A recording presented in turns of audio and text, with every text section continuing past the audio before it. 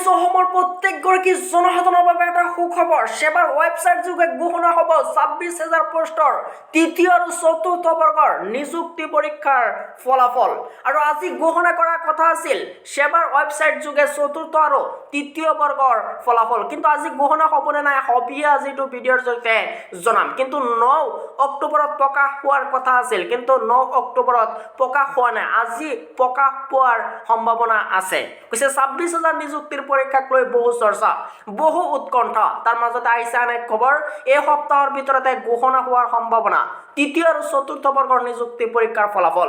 আৰু শেহতীয়া সংবাদ মাধ্যমৰ খবৰ অনুসৰি 9 অক্টোবৰত প্ৰকাশ পোৱাৰ পূৰ্ণ সম্ভাৱনা আছিল যদিও কিন্তু পূৰ্ণ সম্ভাৱনা হোৱাৰ পিছতো দিয়া হোৱা নাছিল তৃতীয় আৰু চতুৰ্থ বৰ্গৰ ফলাফল। কিন্তু আজি ঘোষণা হ'ব পাৰে। যদি ঘোষণা হয় তেনেহ'লে কেনেকৈ আপোনালোকে চাব পাৰিব সবিহে আজি এইটো ভিডিঅ'ৰ জৰিয়তে জনাম। এটা ৱেবছাইট ওলাইছে, এই ৱেবছাইটৰ জৰিয়তে আপোনালোকে চাব পাৰিব।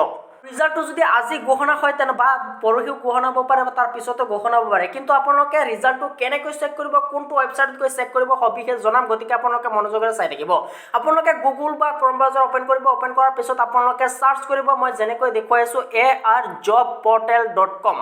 ইয়াৰ jobportal.com যিটো ৱেবছাইট আছে, সেই ৱেবছাইটলৈ আপোনালোকে যাব। যোৱাৰ পিছত আপোনালোকে বহুকেইটা অপশ্যন চাব পাৰিব। আপোনালোকে চাব পাৰিব মেট্ৰিক হায়াৰ ছেকেণ্ডেৰী খবৰ চাব পাৰিব, লগতে যিটো ৰিজাল্ট সম্পৰ্কে সেই সম্পৰ্কে আপোনালোকে কেইবাটাও পোষ্ট দেখিবলৈ পাব, যিকেইটা পোষ্ট আপোনালোকৰ বাবে দিয়া হৈছে।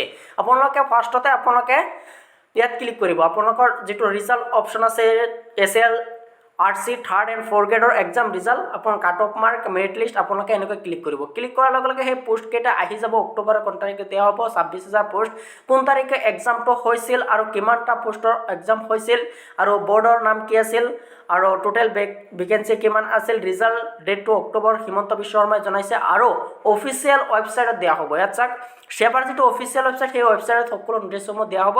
আৰু ৰিজাল্ট যিটো চেক কৰা হ'ব, সেই ৰিজাল্ট চেকৰ অফিচিয়েল ৱেবছাইট হৈছে sevaonline.org।